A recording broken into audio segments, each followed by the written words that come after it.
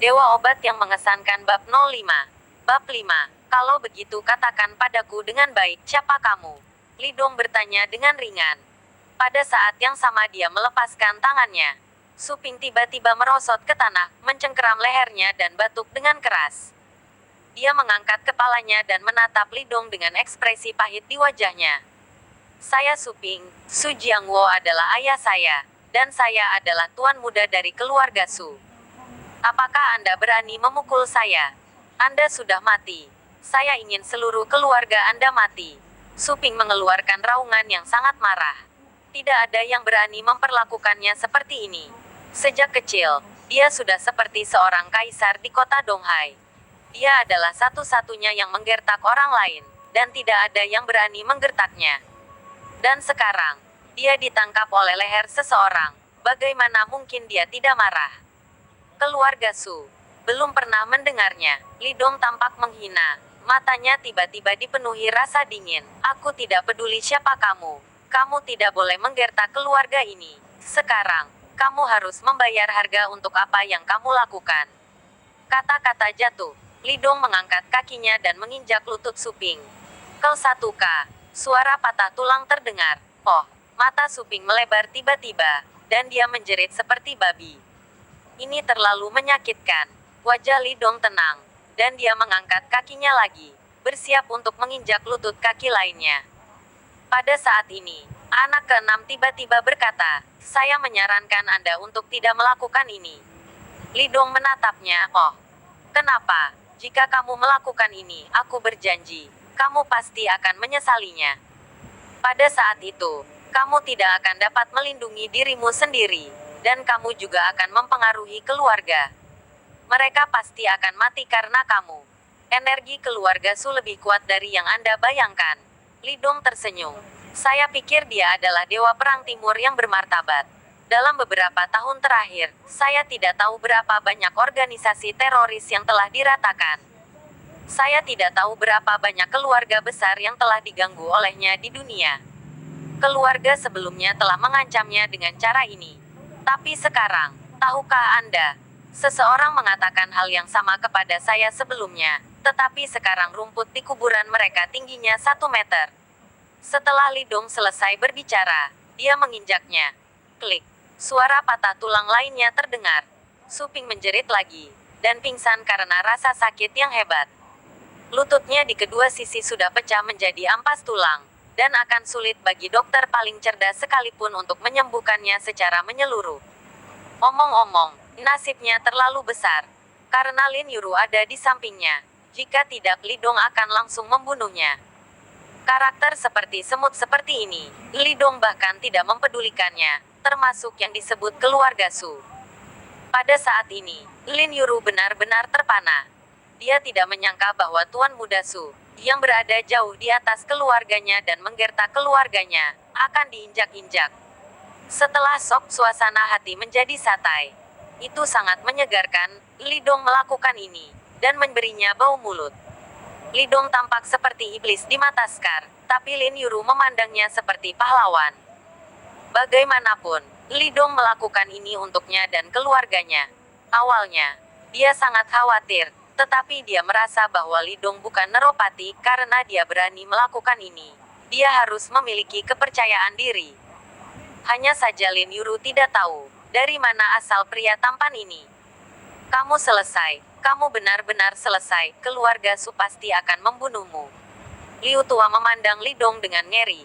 Dia tidak menyangka bahwa orang ini benar-benar berani melakukan ini. Bukankah dia takut keluarga Su akan membunuhnya? Lidong menepis ancaman seperti itu. Dia melambaikan tangannya seperti lalat. Manfaatkan suasana hatiku yang baik sekarang. Ambil sampah ini dan singkirkan. Dan juga kembali dan beritahu kamu patriark keluarga Su yang dia inginkan. Balas dendam. Datang saja, aku akan mengikuti trik apapun.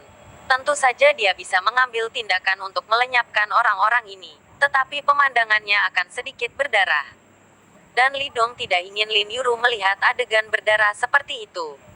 Anak keenam berjuang, tetapi masih tidak bisa bangun. Pada akhirnya, mereka membantu Suping dan anak keenam yang koma, dan pergi dengan lesu. Ketika mereka pergi, Li Dong memandang Lin Yuru dan menemukan bahwa pihak lain sedang menatap lurus ke arahnya dengan mata terbelalak. Li Dong menyentuh hidungnya, "Apa yang kamu lakukan menatapku seperti ini?" "Terima kasih." Lin Yuru berterima kasih padanya dengan tulus. Tentu saja dia tahu bahwa tanpa Li Dong, dia tidak akan bisa lepas dari nasib yang dihancurkan oleh Suping sekarang. Pria inilah yang telah melepaskannya dari mulut harimau dan merupakan dermawannya.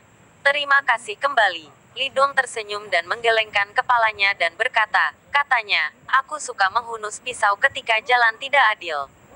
Bajingan seperti dia harus diperbaiki." Tapi dia adalah tuan muda dari keluarga Su. Lin Yuru masih sedikit khawatir. Bagaimanapun, energi keluarga Su di kota Donghai benar-benar terlalu besar. Setidaknya untuk orang biasa seperti dia, itu adalah raksasa yang tidak dapat ditandingi. "Percayalah, selama aku di sini, mereka tidak akan bisa menyakitimu di masa depan." Li Dong memberikan janjinya dengan ekspresi serius di wajahnya. Jika dia bahkan tidak bisa melindungi keluarga ini, maka dia, Dewa Perang Timur, dapat pergi mencari tahu dan membunuhnya. Melihat mata serius Li Dong, Lin Yuru merasa benar-benar lega. Dia mengangguk, senyum muncul di wajahnya. "Ayo pergi, aku akan mengantarmu membeli kebutuhan sehari-hari."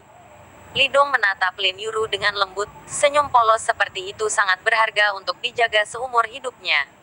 Kemudian, di bawah kepemimpinan Lin Yuru, keduanya pergi ke supermarket tidak jauh dari rumah dan mulai berbelanja kebutuhan sehari-hari. Pada waktu itu, Liu Jing berjalan ke Oriental Bank. Ini adalah salah satu bank terbesar di dunia, dengan cabang di seluruh dunia, dan merupakan salah satu pilihan pertama bagi orang timur untuk menabung. "Alasan mengapa saya datang ke bank secara alami untuk menarik uang."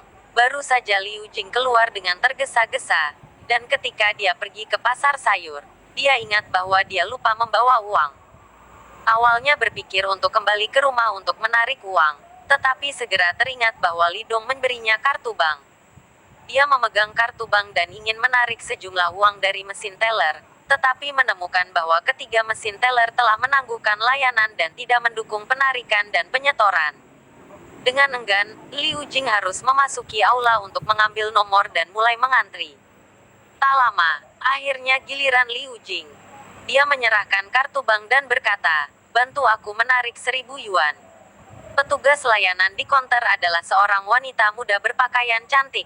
Dia menyipitkan mata Liu Jing dan mengambil kartu bank. Kemudian, dia secara tidak sadar bersiap untuk menarik uang, tetapi kartu bank di tangannya menarik perhatiannya sekaligus. Ini adalah kartu bank hitam. Tidak ada nomor kartu bank di atasnya, hanya 3 nomor emas panas. 001. Melihat nomor ini, wanita itu tiba-tiba membulatkan matanya. Wajahnya luar biasa. Bagaimana kartu seperti itu bisa muncul di tempat kecil seperti kota Donghai?